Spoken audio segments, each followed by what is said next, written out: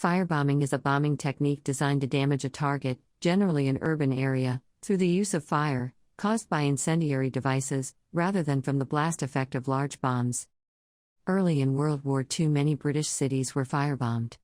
Two particularly notable raids were the Coventry Blitz on November 14, 1940, and the Blitz on London on the night of 29 December 30 December 1940, which was the most destructive raid on London during the war, with much of the destruction caused by fires started by incendiary bombs. During the Coventry Blitz, the Germans pioneered several innovations which were to influence all future strategic bomber raids during the war. These were the use of Pathfinder aircraft with electronic aids to navigate, to mark the targets before the main bomber raid, and the use of high-explosive bombs and air mines coupled with thousands of incendiary bombs intended to set the city ablaze. The first wave of follow-up bombers dropped high-explosive bombs, the intent of which was to knock out the utilities, the water supply, electricity network and gas mains, and to crater the road, making it difficult for the fire engines to reach fires started by the successive waves of bombers. The follow-up waves dropped a combination of high-explosive and incendiary bombs. There were two types of incendiary bombs, those made of magnesium and iron powders, and those made of petroleum. The high-explosive bombs and the larger air mines were not only designed to hamper the Coventry Fire Brigade, they were also intended to damage roofs, making it easier for the incendiary bombs to fall into buildings and ignite them.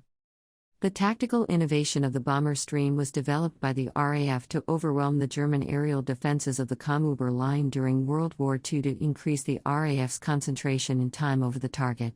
But after the lessons learned during the Blitz, the tactic of dropping a high concentration of bombs over the target in the shortest time possible became standard in the RAF, as it was more effective than a longer raid.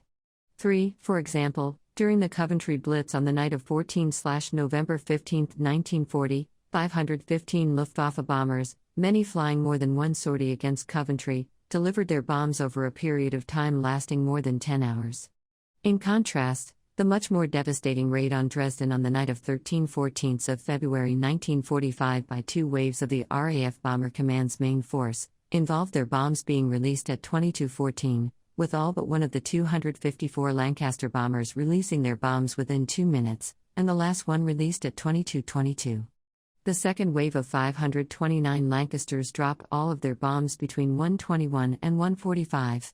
This means that in the first raid, on average, one Lancaster dropped a full load of bombs every half a second, and in the second larger raid that involved more than one RAF bomber group, one every 3 seconds.